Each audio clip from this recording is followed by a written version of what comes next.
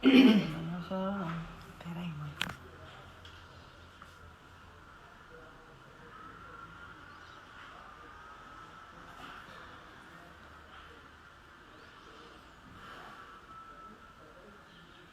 A paz do Senhor para os irmãos.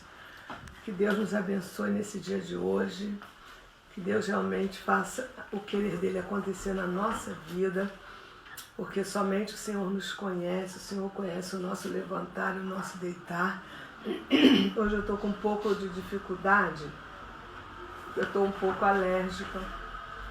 E esse tempo mudou, né? A igreja me conhece muito bem, que quando o tempo vira alergia, eu tenho uma rinite alérgica, mas eu estou tomando remédio já desde ontem e hoje eu já amanheci melhor, mas você vai perceber minha voz um pouco arrastada. Mas ainda assim eu estou aqui para anunciar o que o Espírito Santo colocou no meu coração para a tua vida nessa manhã. E eu desejo realmente que o nosso encontro seja um encontro edificante, que você possa receber o melhor de Deus nessa manhã, porque a palavra de Deus tem um melhor para nos oferecer.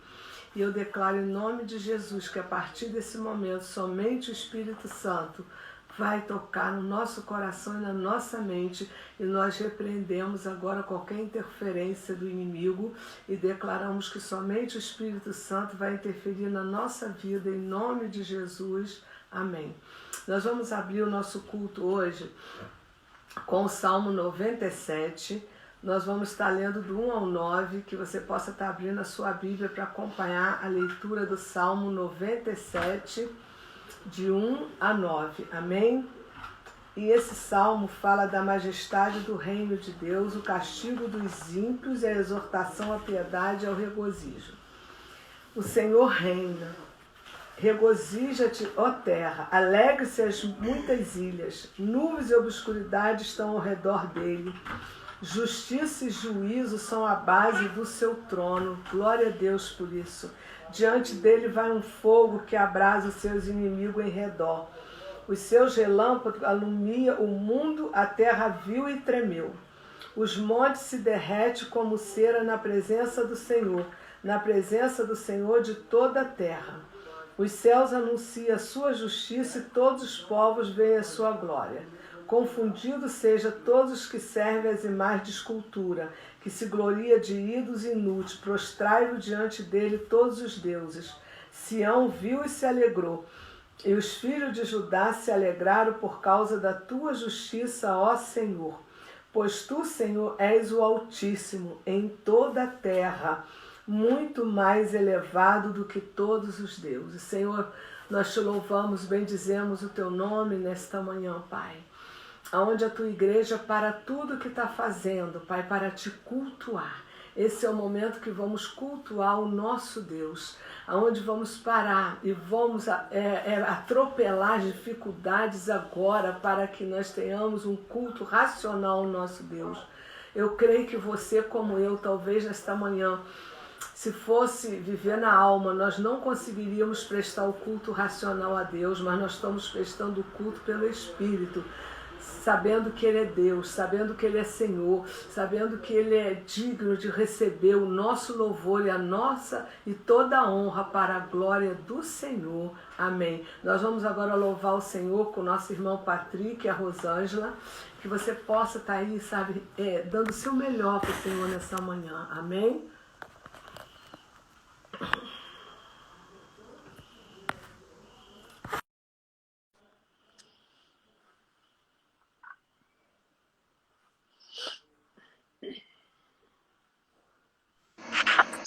Bom dia, paz, pastor. Bom dia, paz. Irmãos. Bom dia, gente, paz. Paz. Tudo bem?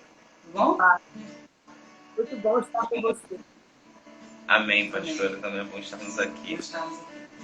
Vamos cantar alguns hinos essa manhã, agradecendo o nome do Senhor. Agradecendo a Ele, né, por estar nos sustentando nesses dias. Como diz a palavra, né, que a bondade, a fidelidade do Senhor, ela dura para sempre. E nós temos experimentado isso nesses dias. Mesmo os dias sendo difíceis, nós temos visto que Deus tem se mantido fiel, tem nos sustentado, tem permitido que nada venha nos faltar. Então, nesse momento, nessa manhã, nós vamos entoar alguns cânticos ao Senhor. Que você se reúna com as pessoas da sua casa, ergue um trono de adoração a Ele nesse momento, para que Ele estabeleça a vontade dEle nas nossas vidas. Amém.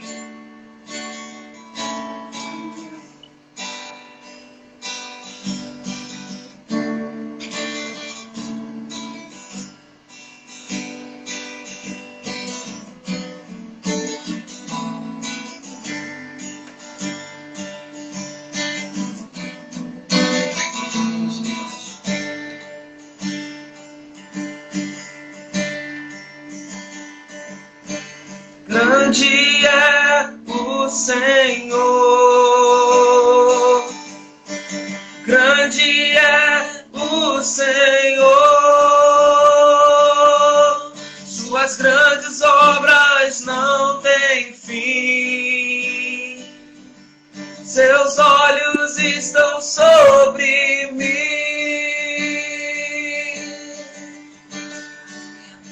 Grande é o Senhor. Grande é o Senhor, grande é o Senhor, suas grandes obras não têm fim, seus olhos estão sobre mim. Grande é o seu amor.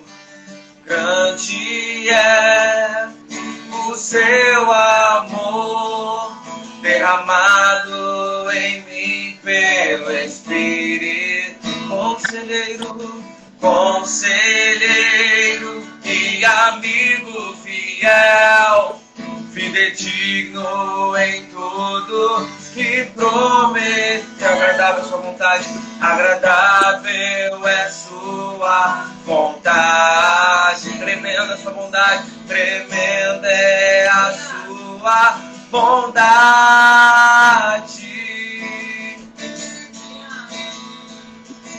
Grande é o Senhor, grande é o Senhor, suas grandes obras não têm fim, seus olhos estão sobre mim. Vamos declarar: grande é o seu amor, grande é o seu amor, derramado em mim pelo Espírito. Conselheiro, conselheiro e amigo fiel, fidedigno em tudo que prometeu. Agradável é sua vontade, tremenda é a sua bondade.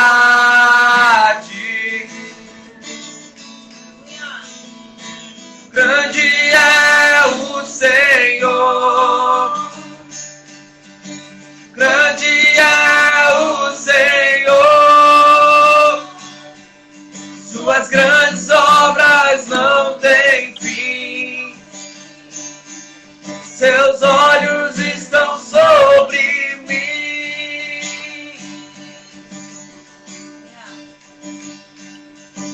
Grande é o Senhor, grande é o Senhor, grande é o Senhor. Aleluia. Aleluia, Senhor. Tu és grande. A palavra do Senhor diz que Deus está sentado no alto sublime trono e governa sobre a terra, governa sobre as nações. Ele foi feito Senhor, Ele foi feito Rei sobre todas as coisas. Que nessa manhã nós venhamos abrir o nosso coração para que Ele governe, para que Ele reine em nossos corações, para que Ele seja Senhor, para que Ele seja Rei. Assim como Ele governa todo o universo, que Ele venha governar sobre as nossas vidas nessa manhã.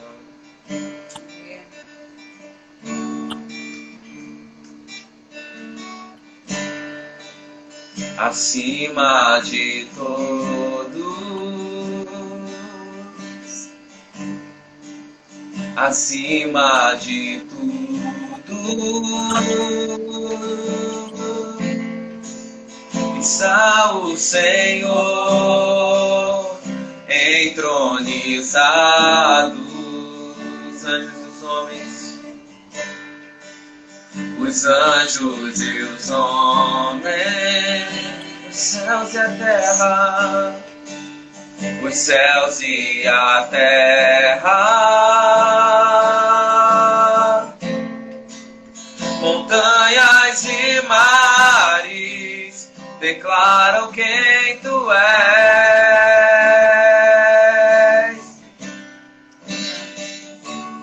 Tu és Senhor e Rei, governas sobre o universo, justo e fiel, justo e fiel,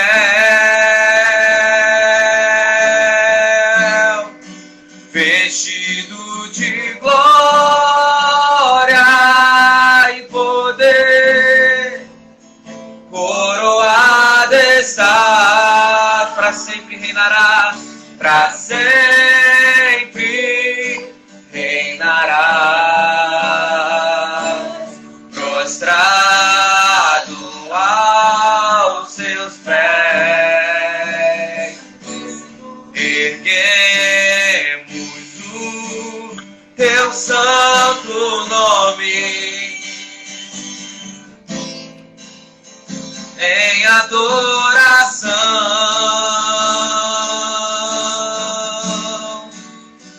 nos entregamos a ti. Toma o teu lugar e habita entre nós, Senhor, e habita entre nós.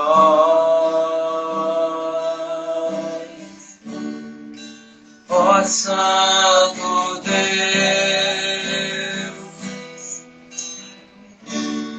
acima de todos,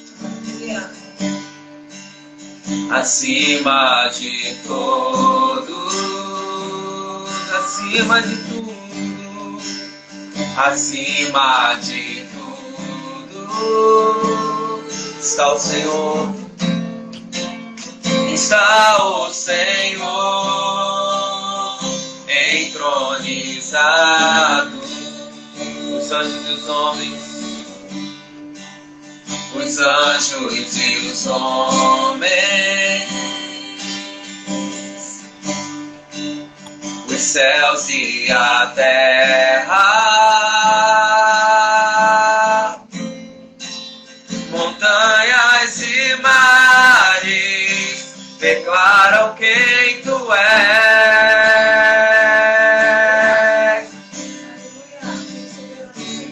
Tu és Senhor e Rei, governas sobre o universo, justo e fiel,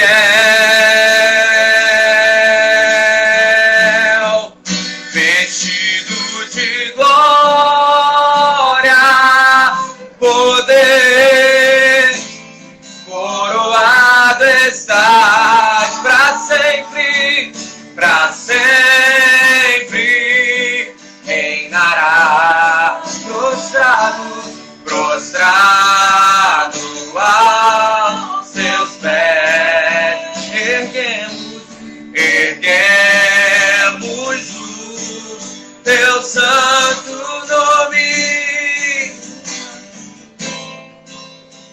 em adoração, nos entregamos a ti, Senhor, nos entregamos a ti. Toma o teu lugar, toma o teu lugar, que habita entre nós, que habita entre nós.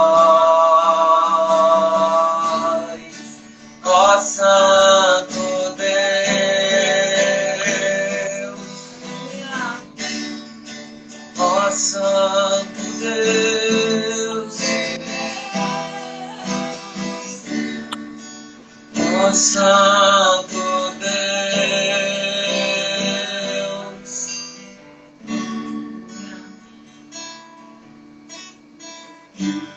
Jesus, te exaltamos, declaramos que és rei, tu que estás no meio de nós. Te exaltamos com louvor, Jesus, Jesus, te exaltamos, declaramos que és rei, tu que estás no meio de nós. Te exaltamos com louvor, a ti fazemos um trono de louvores. A ti fazemos um trono de louvores. A ti fazemos um trono de louvores. Ó, vem Jesus e toma o teu lugar. Declarar, Jesus, te exaltamos. Jesus, te exaltamos. Declaramos que és rei, tu que estás no meio de nós. Te exaltamos com louvor, a ti fazemos um trono de louvores. A ti fazemos um trono de louvores. A ti fazemos um trono de louvores. Ó, vem Jesus e toma o teu lugar. A ti fazemos um trono de louvores. A ti fazemos um trono de louvores. A ti fazemos um trono de louvores. Ó, vem Jesus e toma o teu lugar. Ó, vem Jesus e toma o teu lugar. Ó, vem Jesus e toma o teu lugar.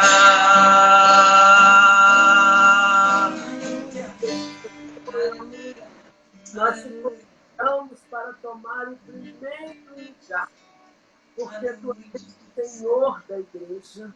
Oh, Deus querido, nós te adoramos, reconhecemos a tua soberania. Reconhecemos, ó Pai, que tu estás acima das nações.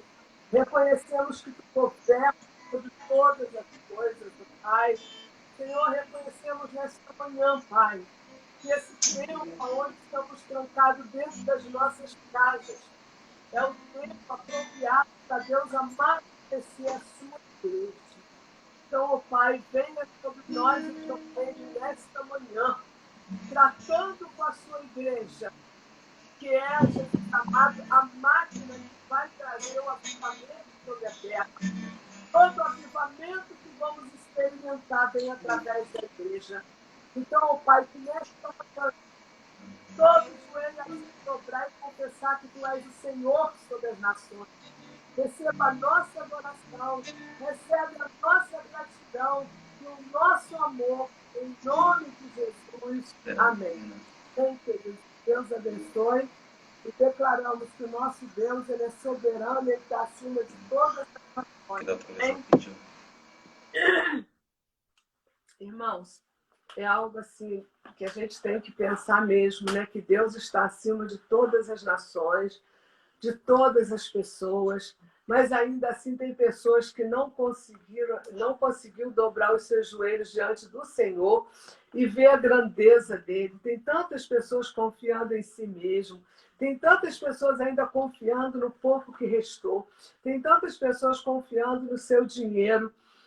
Você vê que é algo assim, quando Deus para, ele para mesmo, porque ele que manda em todas as coisas. Vamos analisar uma coisa nessa manhã, antes de entrar na palavra. A gasolina, cada dia aumentando. A gente chegava no posto para abastecer o carro, botava R$ 50, não dava nem 10 litros de gasolina. Irmãos, a gasolina é vista como ouro. Os postos estão com o reservatório lotado, não tem como botar mais gasolina, sabe por quê? Os carros estão dentro de casa. Sabe, os carros pararam de circular. Quem vai usar esse ouro, essa gasolina que era tão importante sobre a terra? Que ninguém vivia sem a gasolina, porque sem a gasolina o carro não anda. Mas quando Deus estende a mão para tratar do povo, ele para aquilo que o povo mais dependia, o seu ouro, que era a sua gasolina, o seu dinheiro. O que adianta agora ter dinheiro? O que adianta agora ter um carro zero? O que adianta ter um carro importado na sua garagem se você não pode sair com ele? Se você não pode fazer lazer com ele? O que adianta você ter tanto dinheiro e não pode entrar num restaurante para almoçar com a sua família? Sabe, ser resultado do poder de Deus sobre a terra. E ainda assim o homem está com dificuldade de se render, de dobrar os seus joelhos e dizer: eu não sou nada, mas Deus é tudo na minha vida. Então eu quero nessa manhã estar compartilhando com a igreja sobre uma preocupação do apóstolo Paulo com a igreja. Quando o apóstolo Paulo deparou com o estado da igreja que estava em Corinto, Paulo escreveu, fazendo 3 ilustrações sobre o crescimento da igreja. E eu assim creio, irmãos, que nesse tempo que nós estamos vivendo é o tempo que Deus está dando a última oportunidade para a igreja crescer. Porque a igreja, na liberdade do ir e vir, a igreja, na liberdade de aonde queria ir, ela às vezes se prendeu mais àquilo que ela desejava fazer do que aquilo que Deus mandava. E eu creio que nesse tempo Deus está tratando para a igreja crescer. Deus, quando quis usar Moisés, ele separou Moisés em Gósen. Era um lugar que não tinha poluição, um lugar reservado para que Moisés fosse preparado para uma grande jornada. E eu creio que esse nosso confinamento, Deus está nos preparando para algo muito grande que nós vamos fazer depois desse isolamento. É um crescimento que a igreja está tendo, porque a igreja deparou com a sua limitação, mas vai conhecer que Deus é ilimitado. Então, nessa manhã, nós vamos conhecer, através do estudo do apóstolo Paulo, como o apóstolo Paulo deparou com a igreja que estava em Corinto. Paulo, quando chegou nessa igreja, ele viu realmente que o espírito imundo que estava dentro dessa igreja causava divisão. Então, Paulo realmente ficou muito preocupado com o estado que ele encontrou a igreja de Corinto. Então, nós vamos nessa manhã abrir a nossa Bíblia, lá em 1 Coríntios, capítulo 3, nós vamos ler do 1 ao 23. É uma leitura mais longa, mas se a gente não fizer a leitura longa hoje, a gente não vai entender o que Deus quer falar com a gente. Amém? Então, aqui Paulo, em 1 Coríntios 3, de 1 a 23, ele fala das 3 ilustrações para o crescimento da igreja. Quando Deus deixou a igreja livre, sabe, com toda a liberdade, muitos não aproveitaram para crescer. Se tornaram anãs espirituais, sabe? Ficaram presos às pequenas coisas. Ainda estavam vivendo a área emocional. Ainda estavam vivendo os desejos carnais. E deixou de crescer. Mas nesse isolamento que nós estamos vivendo, é o isolamento que Deus está levando o homem a pensar. Quem é Deus? Que Deus é esse? Que só faz assim com o dedo e para tudo. Que Deus é esse? Então, nós vamos ver a experiência do apóstolo Paulo quando dá de cara com uma igreja que ele ficou desapontado. Mas aqui ele vai nos ensinar nessa manhã as 3 ilustrações do crescimento da igreja. E eu estava orando hoje ao Senhor, pedindo a Deus que essa palavra que Ele nos deu hoje seja realmente o resultado do nosso crescimento na volta.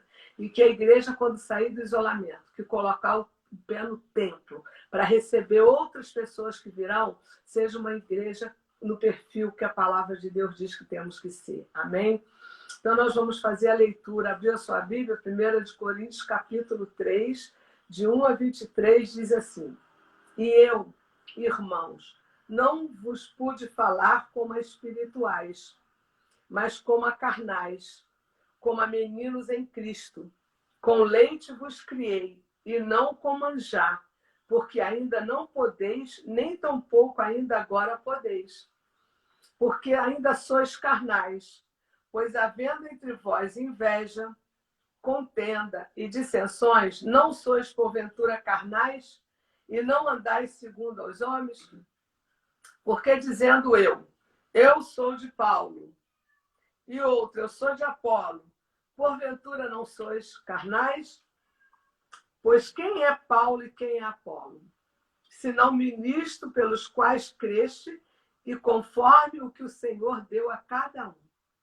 Eu plantei, Apolo regou, mas Deus deu o crescimento. Pelo que nem o que planta alguma coisa, nem o que rega, mas Deus que dá o crescimento. Ora, o que planta e o que rega são um. Mas cada um receberá o seu galardão segundo o seu trabalho. Porque nós somos cooperadores de Deus, vós sois lavoura de Deus e edifício de Deus. Segundo a graça de Deus que me foi dada, pus eu, como sábio arquiteto e fundamento, e outro edifica sobre ele, mas veja cada um como edifica sobre ele. Porque ninguém pode pôr outro fundamento além do que já está posto, o qual é Jesus Cristo. E se alguém, sobre este fundamento, formar um edifício de ouro, prata, pedras preciosas, madeira, feno, palha, a obra de cada um se manifestará. Na verdade, o dia a declarará, porque pelo fogo será descoberta. E o fogo provará qual seja a obra de cada um. Se a obra que alguém edificou nessa parte permanecer, esse receberá galardão. E se a obra de alguém se queimar, sofrerá detrimento, mas o tal será salvo, todavia, como pelo fogo. Não sabeis vós que sois o templo de Deus e o Espírito de Deus que habita em vós? Se alguém destruir o templo de Deus, Deus o destruirá, porque o templo de Deus, que sois vós, é santo. Ninguém se engane a si mesmo. Se alguém dentre vós se tem por sábio este mundo, faça louco para ser sábio, porque a sabedoria deste mundo é loucura diante de Deus. Pois está escrito, ele apanha o sábio na sua própria astúcia. E outra vez, o Senhor conhece os pensamentos dos sábios, que são vãs. Portanto, ninguém se gloria nos homens, porque tudo é vosso. Seja Paulo, seja Apolo, seja Cefas, seja o mundo, seja a vida, seja a morte, seja o presente, seja o futuro, tudo é vosso. E vós de Cristo e Cristo de Deus. Senhor, aqui está a tua palavra ministrada ao nosso coração. Senhor, nós recebemos essa palavra como crescimento para a nossa vida nessa manhã. Nós dependemos do Espírito Santo para revelar-nos essa palavra, porque a revelação dessa palavra vai nos trazer fortalecimento nesta manhã. E eu te peço, Espírito Santo, fortalece a sua igreja, fortalece esses irmãos que estão ouvindo essa palavra nesta manhã. Que o Espírito Santo traga ao teu coração a revelação. E eu me coloco inteiramente na presença de Deus, pedindo que o Espírito Santo traga revelação no meu coração. Porque eu preciso receber a revelação nesta manhã por dois motivos. Primeiro, para alimentar a tua vida. E segundo, para que eu seja alimentada. Então, Pai, toma agora a minha mente, o meu coração e a minha vida, que não seja a minha boca, mas a boca do Espírito Santo, a falar nesta manhã, em nome de Jesus. Amém. Irmãos, nós temos falado que a igreja é o canal mais importante na Terra hoje. Tudo que Deus vai fazer nesse mundo é através da igreja. Ele deixou a igreja com uma função. Ele disse: eu vou para o Pai e deixo o Espírito Santo para que vocês façam maiores obras do que eu fiz. Então, quando nós olhamos para o papel da igreja hoje, a igreja tem uma responsabilidade muito grande, sabe, no estabelecimento do reino de Deus, que é o desejo de Deus para a nossa vida e para essa terra. Então, nós vamos ver aqui como o apóstolo Paulo, um líder realmente, que a Bíblia diz que o apóstolo Paulo, ele foi, além de um líder, ele foi prisioneiro da igreja. Ele foi prisioneiro de Cristo. E esse líder prisioneiro, quando se deparou com a igreja de Corinto, ele não teve medo, sabe, assim, de colocar o seu desapontamento. Porque Paulo ficou desapontado como encontrou aquela igreja. Porque ele encontrou aquela igreja não como adultos, mas como meninos. A igreja se comportava como criança. Se você analisar o comportamento de uma criança, é muito diferente de um adulto. Você não pode delegar uma tarefa a uma criança que você delega a um adulto. Você não pode realmente esperar de uma criança que você espera de um adulto. Você vai pegar teu filho de 2 anos e vai mandar ele lavar o teu banheiro? Tu vai pegar o teu filho de 2 anos e vai mandar ele lavar a louça do almoço? Ele é uma criança. Então, o adulto tem já uma estrutura diferente de uma criança. E Paulo ficou muito desapontado, porque quando ele chega na igreja, ele líder, prisioneiro de Cristo, que ele encontra essa igreja como criança e não como adulto, olha como Paulo diz sobre a igreja de Corinto. Ele fala aqui, no versículo 3. Porque ainda sois carnais, pois havendo entre vós inveja, contendo dissensões, não são porventura carnais e não andais segundo os homens? E no versículo 2, olha como ele reflete com a igreja. Como leite vos criei, e não como manjar, porque ainda não podeis, nem tampouco ainda agora pode. Porque eram crianças. E aí Paulo ficou tão desapontado, mas ele precisou, sabe, nesse momento em que ele depara com a igreja assim, Paulo precisou, através do Espírito Santo, se lembrar de como foi o processo na sua própria vida. Ele teve que passar por essa lembrança de entender que o desenvolvimento de uma pessoa não é um acontecimento. O desenvolvimento de uma pessoa não é um acontecimento da noite para o dia. O desenvolvimento de uma pessoa é um processo. E Paulo pôde olhar para ele mesmo e ver que ele passou por um processo para se desenvolver e se tornar um apóstolo seguidor de Cristo. E aqui nós vemos que o que Paulo queria? Paulo queria encontrar uma igreja adulta, uma igreja que pudesse encontrar líderes, sabe? Pessoas que tomassem decisões favoráveis ao reino de Deus. Mas ele não encontrou, ele teve que ainda instruir a igreja, ensinar a igreja como ela tinha que se comportar. Porque ele diz no versículo 13, se há dissensões entre vós, se há inveja, se há contenda, vocês não estão vivendo no espírito, vocês estão vivendo na carne. Ele estava dizendo que é uma igreja que se comporta como o corpo de Cristo, onde Jesus é o cabeça. Ela não pode ter esse comportamento da igreja de Corinto que Paulo encontrou. Existia contenda, fofoca, disse-me-disse. Os membros não tinham alcançado uma maturidade para resolver problemas. Sabe, quando a gente percebe que todo grupo de pessoas pode surgir dificuldade, sim. Pode surgir dificuldade no relacionamento, pode acontecer contenda, inveja, mas tem que haver discipulado para o crescimento. E ali essa igreja não tinha passado por esse discipulado.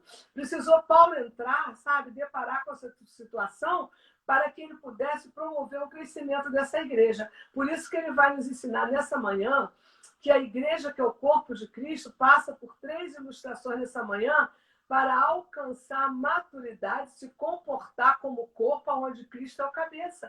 Como que Cristo vai colocar o cabeça num corpo carnal? Como que Cristo vai colocar sua cabeça num corpo de contenda, num corpo que tem inveja, num corpo que promove divisão, um corpo que faz fofoca, um corpo que ri para o irmão, mas por trás fala mal dele, um corpo que não chama o irmão e fala, irmão, isso está errado, não fala isso. Um corpo que aceita que alguém use o seu ouvido para falar mal dos outros. Como que Deus vai instalar a sua cabeça num corpo carnal? Então, aqui nós vamos ver nessa manhã que Paulo aqui deu 3 ilustrações para o crescimento da igreja. Eu e você, nós também não desejamos esperar encontrar uma igreja como Paulo, assim, de encontrar líderes e pessoas que tenham realmente maturidade para tomar decisões favoráveis ao reino de Deus. Quem de nós não tem esse desejo? Quem de nós não está aqui orando para a volta da igreja, a gente encontrar essa igreja compromissada com o reino, não com si mesmo, ou uma igreja querendo fazer amigos em vez de fazer discípulos primeiro? Você só vai ter um amigo confiável se você primeiro fizer dele discípulo. E o trabalho do discipulado é artesanal. A gente precisa entender que não é um acontecimento, é um processo. E quando a gente entende que é um processo, é passo a passo, e a gente só precisa encaixar nossa visão nesse processo para que a gente venha contribuir com o crescimento da igreja. Então, aqui Paulo deu 3 ilustrações de como Deus espera que a igreja, as pessoas e os líderes cresçam. Vamos ver aqui nessa manhã, a primeira ilustração que Paulo fala é que a igreja é uma família. E se a igreja é uma família, qual é a meta de uma família? É alcançar a maturidade. Porque quando os pais geram filhos e que eles são bebês, os pais se preocupam em dar o melhor para o seu filho, dar uma nutrição boa, levar periodicamente ao pediatra, tomar todas as vacinas. Ele tem essa preocupação de guardar aquela criança dentro desse processo que é a responsabilidade dos pais.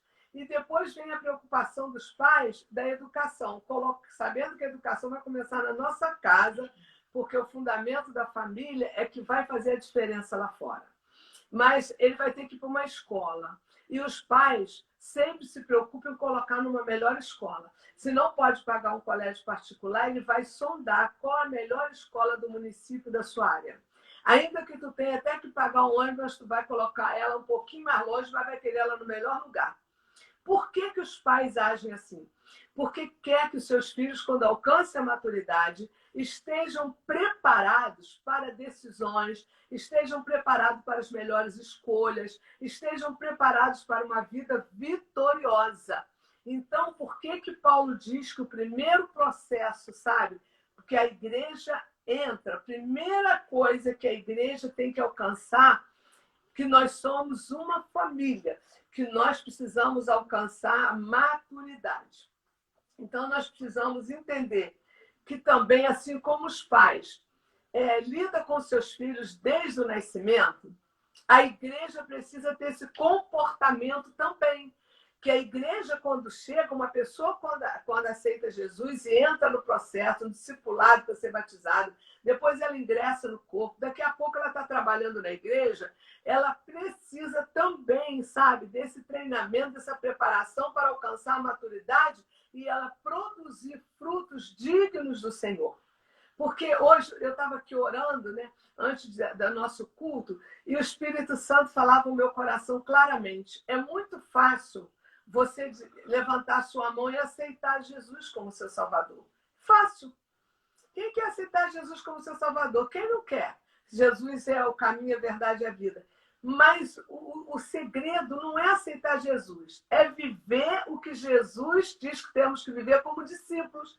Aí que entra a dificuldade da renúncia, aí entra a dificuldade de abandonar o que não vale a pena, aí entra a dificuldade que aquele que mentia não mente mais, aí entra a dificuldade que aquele que queria que teu inimigo morresse vai orar por ele para Deus salvar. Entra a dificuldade de tudo isso.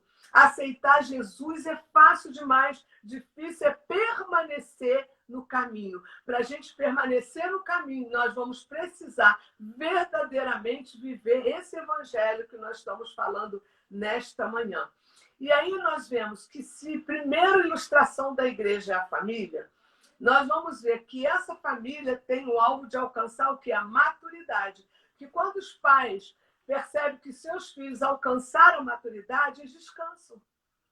Mas nem todos os filhos são iguais. Às vezes nós temos 3 filhos. Um ainda não alcançou a maturidade. Um ainda vive como nécio. Ainda vive como se não tivesse o amanhã. Ainda vive como se Jesus não fosse voltar. Ainda não crê que Jesus veio para dar vida eterna. Não consegue alcançar que se Jesus vier hoje, essa oportunidade é única. Nós temos essa dificuldade. E a igreja é a mesma coisa. Será que todos que congregam, que recebem o mesmo alimento, vão amadurecer de maneira igual? Claro que não. Tem uns que não vão absorver tudo. Mas eu quero te dizer nessa manhã que essa primeira ilustração que Paulo diz aqui é algo assim que a gente precisa aprender com Deus. Como que a gente vai assim observar e analisar a pessoa que alcançou a maturidade? Primeira coisa, para você alcançar a maturidade está naquilo que você come. Olha o versículo 1 e 2. E eu, irmão, não os pude falar como espirituais, mas como carnais, como meninos em Cristo. Como leite vos criei, e não como manjar, porque ainda não podeis, nem tampouco ainda agora podeis. Então, pelo que você come, você vai começar a identificar se essa pessoa alcançou a maturidade ou não. Porque uma criança de 3 anos, 4 anos, 5 anos, tu não vai dar uma feijoada para ela, vai, tu vai matar. Então, você está identificando que ela é uma criança ainda e não pode comer a feijoada. Então, a igreja, ela começa a ser identificada, a maturidade, através do que a pessoa está comendo. Tem pessoas que estão dentro da igreja há 10 anos bebendo leite. Tem gente que chegou na igreja tem 1 ano, já está comendo, sabe, arroz, feijão e ovo. Outros ainda estão no copo de leite, estão comendo mingau, irmãos. E a gente precisa ter a sensibilidade de entender o que é o crescimento de uma igreja. Segunda coisa, para você identificar a maturidade, você vai ter que perceber o que ela faz. Olha o versículo 3 aqui, ó. Porque ainda sois carnais, pois havendo entre vós inveja, contendo dissensões, não são porventura carnais e não andais segundo os homens. Então, de acordo com o que a pessoa está fazendo, você consegue identificar se ela alcançou a maturidade ou não. Porque Paulo é claro aqui dizendo que enquanto a maturidade não chega, a contenda, a inveja, a dissensão. Então, quando você vê isso no meio da igreja, você precisa estar preocupado com o que fazer. Qual a sua função? Você que já alcançou a maturidade, como você tem que se comportar diante dessas pessoas que ainda não alcançaram? É entrar com discipulado, não só criticar. Não adianta ver e não fazer. Não adianta ver e não agir, meus irmãos. Nós temos um compromisso com o reino de Deus. Então, de acordo com aquilo que ela faz, Paulo identificou que eles ainda não eram maduros. E aqui nós vemos que um coração ciumento e invejoso nunca vai santificar a Deus. Então, se um coração invejoso, ciumento, existe entre nós e não está santificando a Deus, qual o nosso papel que já alcançamos a maturidade? É pegar esses irmãos e discipular. Mas sabe onde a igreja tem falhado muito? Ah, não, se eu fizer isso, o irmão pode ficar chateado comigo. Ah, se eu fizer isso, o irmão vai deixar de falar comigo. Você prefere que ele fique chateado com você? Você prefere que ele deixe de falar com você? Ou você prefere ser desaprovado por Deus? Porque Deus nos chamou para isso, para a edificação do seu reino. E nós temos um compromisso como igreja. Eu vejo que esses dias, esse tempo de isolamento que nós estamos vivendo, é um tempo onde Deus separou a igreja para se preparar para um novo tempo, igreja. Nós somos a igreja. Para pensar o que é um corpo, aonde ele precisa botar a cabeça para ele agir. Como que Jesus vai botar uma cabeça madura, feita, de autoridade, num corpo de criança? Não vai funcionar. Então, aqui nós vemos que as marcas da maturidade também será vista naquilo que você fala. A maneira como você fala vai mostrar se você alcançou maturidade ou não. Olha o que diz o versículo 4. Porque dizendo um, eu sou de Paulo, e o outro, eu de Apolo, porventura não sois carnais? Será que nós temos visto isso hoje no nosso meio e temos calado? Será que nós temos ouvido hoje dizer assim, eu não vou no culto hoje porque a pastora Carminha não está lá? Eu não vou no culto hoje porque não é o irmão tal que está pregando. Eu só gosto de ir no culto tal. Irmãos, se você ainda pensa assim, eu quero te dizer que tu é criança. Eu quero dizer para você que você não alcançou a maturidade. Enquanto nós estamos dando preferência ao pregador e não à palavra de Deus, eu estou me colocando como criança ainda. E essa igreja que Deus quer levantar na terra é uma igreja madura, santa e poderosa para tomar decisões a favor do reino de Deus. E se a gente ainda está aqui, como Paulo diz, eu sou de Paulo ou de Apolo, eu ainda sou criança, porque a maneira como eu falo vai identificar se eu sou maduro ou não. Então, nós precisamos estar atentos àquilo que está do nosso lado, o que nós temos ouvido, para identificarmos o grau que essa pessoa alcançou. Porque se tal pessoa ainda está dando preferência ao pregador e não à palavra, ela ainda é uma criança. Porque se eu estou aqui falando para você nessa manhã, porque Deus me colocou, ele poderia ter colocado outra pessoa. Poderia estar aqui pastora Rosane, pastora Tatiana, poderia estar Rosane, poderia estar qualquer outra pessoa. Mas a palavra de Deus é que é o nosso alimento. Nós somos apenas um canal na sua vida. Então, a maneira como o que você come, o que você faz e o que você fala vai mostrar se você é maduro ou não. Amém? Então, as nossas atitudes falarão muito mais do que qualquer coisa. Amém, queridos? E vamos para a nossa segunda ilustração do crescimento da igreja que Deus espera hoje. A segunda ilustração do apóstolo Paulo está aqui, ó. Ele diz que a igreja é um campo. Ele fala, minha segunda ilustração para vocês, a igreja é um campo. E a fertilidade é a nossa meta. Então a igreja precisa visualizar isso, que ela é um campo.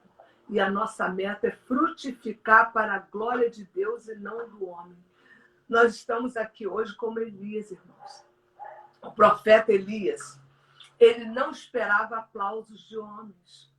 Mas o profeta Elias, ele esperava a aprovação de Deus. Quantas pessoas estão esperando a aprovação do homem e não a aprovação de Deus? Então, aqui a segunda ilustração é que a igreja é um campo e a nossa meta é a fertilidade. Olha o que diz aqui, queridos, o versículo 7 de Coríntios 3, 1 de Coríntios 3, versículo 7. Pelo que nem o que planta é alguma coisa, nem o que rega, mas Deus que dá o crescimento. Eu quero dizer para você uma coisa, que Deus será a toda a honra e toda a glória dele. Eu posso orar para uma pessoa, ela ficar curada. Eu te pergunto, eu tenho poder de curar alguém? Claro que não. Quem curou foi Jesus, Espírito Santo, através da minha oração. Eu sou apenas um canal, sou a igreja do Senhor. Então, nós precisamos entender isso, que a marca da igreja, a igreja hoje é fundamentada nos ensinamentos dos apóstolos. Quando nós olhamos, Pedro, quando ele passava, diz que a sombra dele curava, ele orava, as pessoas ficavam curadas, mas era ele? Claro que não, era Jesus através dele. Porque é o Espírito Santo que se move através da tua vida que vai fazer a obra, irmãos.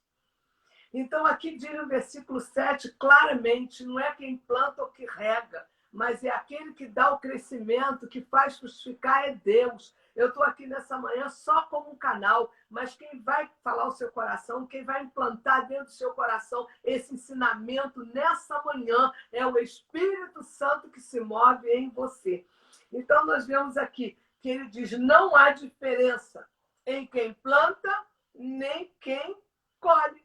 Não há diferença, queridos, porque a questão é que as plantas estão crescendo. E por que essas plantas estão crescendo, igreja? É por minha causa, é por tua causa? Não, é por causa do Espírito Santo que está em nós. Leva crescimento e leva frutificação. Então, nós vemos aqui nesta manhã que as plantas estão crescendo. E aqui diz que os frutos incluem o resultado do nosso trabalho. O nosso trabalho tem que ser feito, mas o crescimento é dado por Deus. E se o nosso trabalho não tem frutos, alguma coisa está errada. Porque não adianta eu trabalhar. Não adianta você trabalhar e não examinar os frutos do nosso trabalho. Que coisa gloriosa, né? Então, o apóstolo Paulo, ele vem assim dando um ensinamento profundo do nosso perfil como igreja. O que é igreja? O que é ser igreja? É muito sério ser igreja. É muito sério dizer eu sou a igreja de Cristo. Mas como tem sido o nosso comportamento como igreja? E agora nós vamos ver a terceira ilustração dessa igreja. Olha aqui. Paulo diz que a igreja é uma construção. E a meta é a qualidade. Eu lhe faço uma pergunta agora para você pensar. Se a igreja é uma construção e a meta é qualidade, se você hoje for fazer uma casa e você for fazer o alicerce e não fizer um bom alicerce com bom material, essa casa pode dar problema lá na frente. Pode ou não pode? Porque nós precisamos entender, não adianta fazer sem qualidade. Nós precisamos, e essa qualidade que eu falo é a nossa vida com Deus, é o nosso compromisso, é aonde nós queremos chegar. Eu não posso fazer para o meu bel prazer. Eu não posso fazer para realização própria, mas eu preciso fazer para a glória de Deus e para o seu reino. Então, nós nos assemelhamos aqui a uma construção. A igreja é semelhante a uma construção. Você pode dizer glória a Deus, e aí a gente vê que a medida de uma boa construção, ela é a qualidade. E se essa construção, a medida é a qualidade, o que adianta fazer tantas coisas sem qualidade? O que adianta, queridos? Uma igreja, os bancos cheios de pessoas vazias, adianta? Adianta, Deus está cansado de ajuntamento. Deus quer uma igreja edificada sobre a rocha. Deus quer uma igreja edificada na sua palavra. Não adianta muita gente sem nenhum propósito. O nosso propósito é que vai resolver a situação da igreja na face da terra.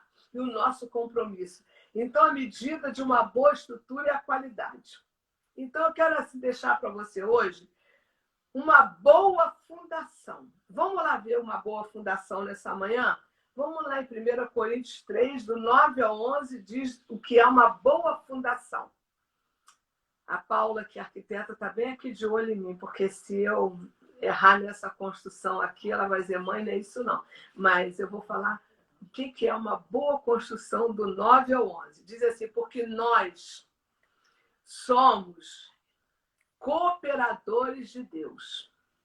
Vós sois lavoura de Deus e edifício de Deus. Segundo a graça de Deus que me foi dada, pus eu, como sábio arquiteto, e o fundamento, e o outro edifica sobre ele. Mas veja cada um como edifica sobre ele, porque ninguém pode pôr outro fundamento além do que já está posto, o qual é Jesus Cristo. Queridos, vamos trazer para a nossa vida hoje. Se você entrega na mão do arquiteto a sua casa, e ele diz que tem que ser assim, assim, assim, você tem que obedecer o projeto dele. Porque se você não obedecer o projeto do arquiteto e a sua casa der algum problema lá na frente, o arquiteto vai lavar as mãos. Porque não fez segundo a orientação dele. Porque tem muita gente teimosa, né? Que acha que sabe tudo, né? Mas quem sabe tudo é o Senhor. E a mesma coisa é a igreja. Se a gente não fizer conforme Jesus determinou e colocarmos outro fundamento, nós não vamos chegar onde Deus quer que a gente chegue. É isso que Paulo estava dizendo aqui, que esse trecho aqui é interessante, que ele nos ensina sobre os alicerces. E aqui nós vemos que as pessoas tentam edificar suas vidas sobre muitas coisas, não é verdade? Quantas pessoas tentam edificar sua vida, alicerçar sua vida sobre muitas coisas, sobre dinheiro, sobre títulos, sobre bens e outros elementos, sobre a educação. Muitos alicerçam sua vida na sua formação universitária, na sua pós-graduação, não é verdade? Naquilo que você alcançou como ser humano. Esquece que acima da tua capacitação intelectual há um Deus sobre a terra. E aqui nós vemos, no entanto, todos esses alicerces imperfeitos podem cair. Mas Jesus Cristo é o único fundamento, como diz a Bíblia, firme, sobre o qual você pode edificar a sua vida. Eu quero te dizer, você como igreja do Senhor, se você edificar a sua vida sobre o alicerce, o fundamento que é Jesus Cristo, a igreja vai crescer, vai amadurecer, vai dar frutos e será aplausível aos olhos de Deus. Nós não podemos colocar outro fundamento. O fundamento é Jesus Cristo. E essa frase, eu acho, eu penso, vamos botar de lado, querido. Eu não acho nada, eu não penso nada. Eu quero viver o que a palavra tem. Eu quero me submeter ao planejamento de Deus. E eu digo para vocês hoje, esse ano, em janeiro, nós fizemos o plano de ação da igreja. Fizemos um plano lindo, maravilhoso. Sabe, oramos para fazer, falamos, Senhor, não deixe que a gente venha realmente esquecer de nada. E aí eu lhe pergunto, o nosso plano de ação está parado, mas o plano de Deus continua correndo sobre a terra. E eu louvo a Deus que Ele trocou o nosso plano de ação pelo plano dele, dizendo, vou parar a minha igreja para que ela amadureça e dê a fruto, seja fundamentada nos meus alicerces. Olha que coisa gloriosa. Esse é o Deus que está aqui nessa manhã. E a segunda coisa que a gente tem que ver aqui, um bom material. Se você entrega o projeto da tua casa na mão do arquiteto, e ele fala, olha, tem que usar esse material, mas você quer economizar, você é teimoso, você acha que sabe tudo. Mas quem estudou foi o arquiteto, não foi você. É o arquiteto que tem a capacidade dada por Deus para desenvolver o projeto da tua casa. Então, se o arquiteto falou, tem que comprar esse material, obedeça. Porque uma das coisas aqui que nós vamos falar desse fundamento é um bom material. Se o material não for bom, não adianta uma beleza de uma casa. Eu vou te dar um exemplo. Eu moro aqui, eu estou vendo assim de frente de mim uma casa bonita, sabe? Uma estrutura bonita mesmo, uma casa que você dá vontade de tirar fotografia. Sabe, depois de 10 anos construída, ela está sendo toda renovada, sabe por quê? Porque não foi bem feita. O material não foi adequado. Eu creio que não quiseram pagar um arquiteto, não quiseram pagar um profissional para orientar. Então, sabe o que aconteceu? Estão descascando tudo, deu vazamento, não botaram o material adequado, não fizeram o embolso adequado, está tudo vindo abaixo. Queridos, eu quero te dizer uma coisa, um bom material será fundamental na estrutura da igreja. Aleluia! Vamos ver o versículo 16 e 17 que fala do bom material. Olha só. Não sabeis vós que sois templo de Deus e que o Espírito de Deus habita em vós? Se alguém destruir o templo de Deus, Deus o destruirá, porque o templo de Deus, que sois vós, é santo. Então, quando nós aceitamos a Jesus Cristo como nosso Salvador, o Espírito Santo entra dentro de nós e ele é o arquiteto que trabalha de uma maneira invisível. E quando ele entra dentro de nós, ele começa uma reforma no nosso interior, tirando aquilo que era carnal, trazendo o bom material para o investimento do reino de Deus, e ele começa a trocar. E se nós não deixarmos o arquiteto, que é o Espírito Santo, entrar dentro de nós e fazer essa reforma, colocando o melhor material dentro de nós, que em vez de inveja, se alegrar com a vitória do nosso irmão. Em vez de contenda, nós vamos abençoar o nosso irmão. Em vez de desejar a morte para ele, nós vamos amar ele. Em vez de achar que o nosso inimigo tem que morrer, nós vamos desejar que ele seja salvo e viva. Isso aí começa a ser um bom material que esse arquiteto, que eu dei carta branca para trabalhar e construir a morada dele dentro de mim. Porque quando ele entra dentro de mim, ele quer encontrar uma morada de acordo com ele. Ele é santo. E ele não pode morar num lugar bagunçado. Ele